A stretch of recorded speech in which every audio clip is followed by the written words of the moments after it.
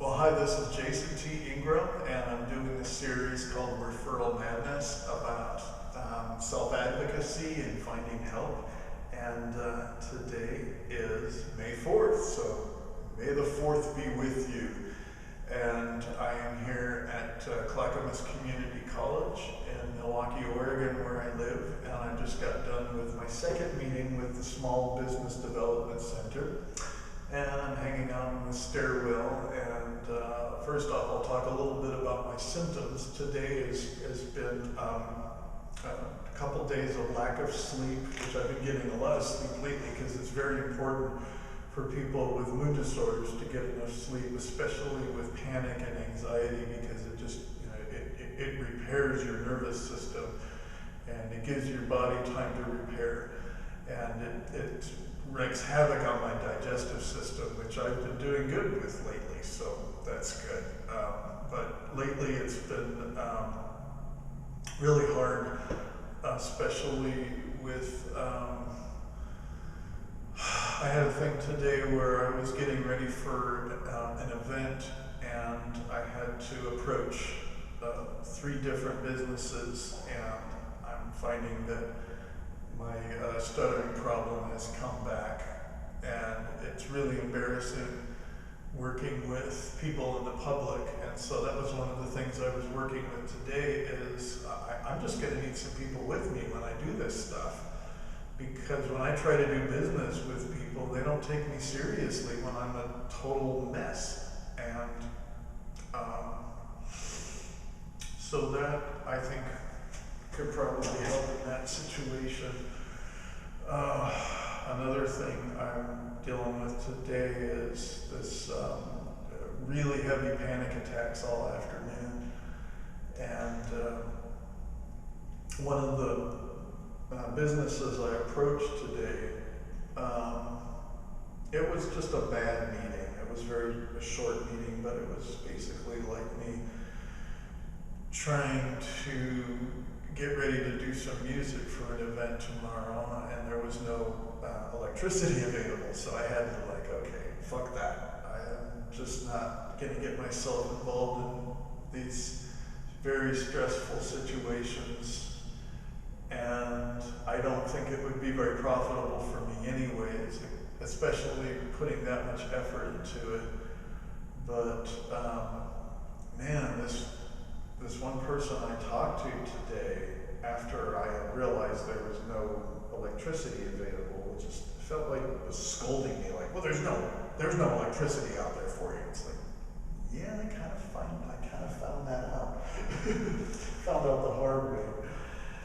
And so it was just another reminder of how my functioning level has changed in the last year or so, and how I'm not able to do as much as I was even recently. And I could recover, I think.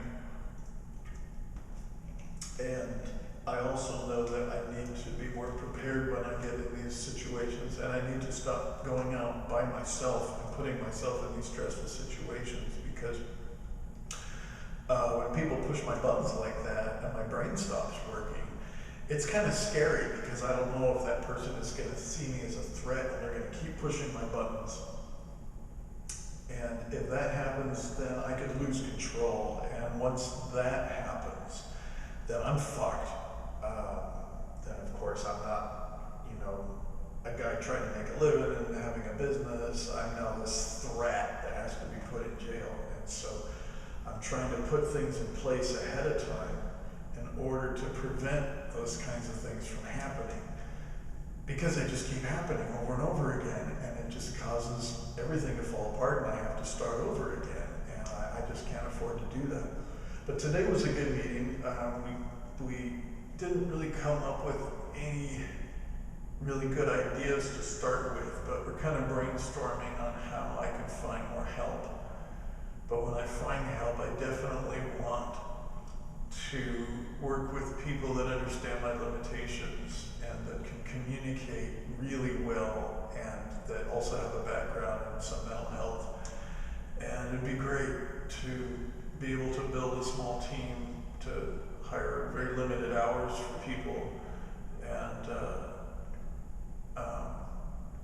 So that's good. I also mentioned that I was probably going to go into the hospital this next week, and so I need to start focusing more on my care and stop trying to get involved in some of these little opportunities, because there's just kind of a never-ending flow of these little opportunities to display some art, or maybe to sing at an open mic or something like that. But I found that for the amount of time and effort and stress that I put into those, and I mean the stress is really intense sometimes when I am being showcased as a solo artist for 30 minutes or something, for instance, and the amount of stress that I go through is not worth it considering. So I think what's important when you're starting a business, especially when you're in the arts and entertainment, is that you need to place a value on your work. And you need to place a value on your work that's fair to you and fair to others. So if you are doing paintings that are as good as somebody who's kind of mediocre famous, and they're getting $500 for a painting, and maybe you're close to that league, then maybe you could put that price tag on there and at least start with that. But I'm trying to place a value on my time, and I'm trying to figure out, okay, I have an opportunity with this organization, they want me to do art or music or whatever, and how much stress is it going to be, which depends on how well organized they are. And if they don't know what they're doing, are they going to give me the authority to be able to accomplish things based on my knowledge?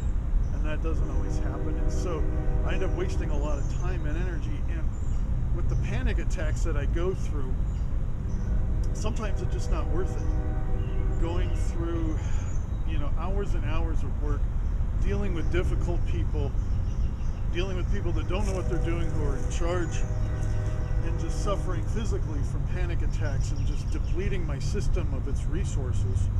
Is that worth the outcome? Because a lot of times it gets me a little bit of exposure. Somebody picks up a business card, maybe they put a like on my Facebook page, and that's usually about what I get. And so I'm trying to think, okay, is that worth it? And why am I focusing just on my local market? And am I working with others that see my work and my life as valuable as I do? And it's really hard to get people to take me seriously as well.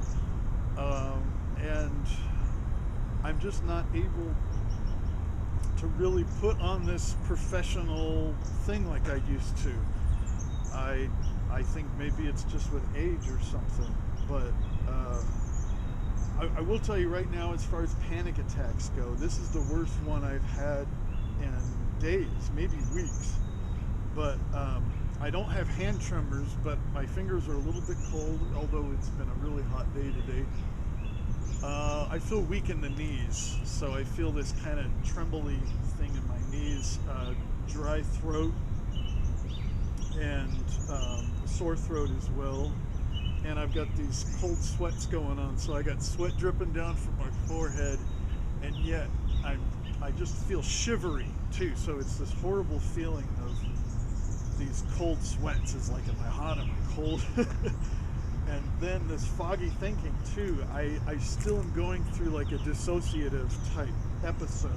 So I'm driving around, and sometimes I just think, where am I? And am I in a vehicle? Am I driving? Am I a human being? Am I some kind of ghost? I mean, it's a really weird feeling for your consciousness to somehow, in some degrees, to leave your body. Now, I'm not like astral traveling or anything like that. It's just that I am more conscious of what's going on in my head, or sometimes I'm more conscious of like a numb, depressive emotion. And I'm just not paying attention to what I'm doing. I have to really focus on driving. I mean, I have to like keep reminding myself to not get lost in my thoughts, because I'm getting constantly bombarded with all kinds of thoughts and emotions, because it's weak. It's weakness, and it's really hard for me just to, it's like I'm a 43-year-old guy, and I'm weak, and I'm helpless, and I'm needy, and it's a horrible feeling, especially when you're a guy. But it's important to acknowledge that, and as long as people don't judge me for that, I didn't choose to be weak. I didn't choose to be this way, and I know I'm doing the best I can with the resources available in order to be healthy, and sometimes it's just not enough. And so it is a very difficult place to be when I'm depending on others in order for me to have my life. And so this is like one of the first places I feel like has given me hope. It could turn into nothing. Today I was hoping to get a little more ideas, but hey, it's only the second meeting, so it's getting me some more ideas about where to go from there. But first thing is, like, today I'm gonna go home and just totally veg out, because this stress has really gotten me, especially I thought today was kind of like, okay, I'm getting back into doing events, and no, I'm not ready for it. I am not healthy for it right now, and it's sad because there's so much I want to do. I love doing art events. I love doing live music. I haven't done any live music for almost 3 months now, and that's been the longest stretch in years, I think. So my work is what keeps me alive, but my work can also kill me if I'm not careful because of the stress. And the stress is intense. It's really intense, because it's not just the stress of working with people and just being in a stressful career. It's having a brain that's barely functioning. And it's the same stuff I've been doing for years, but I think what's new territory is the fact that I've made this resolve. It's kind of like, I hate to say it, but it's like I'm in a place where it's do or die, because I don't know if I could allow myself to live the rest of my life without getting my work out there and keeping all this stuff to myself. And it's just not fair to me, and I don't think it's fair to the world to do that based on what I feel like I have to contribute. So it's been a real, like, philosophical thing of,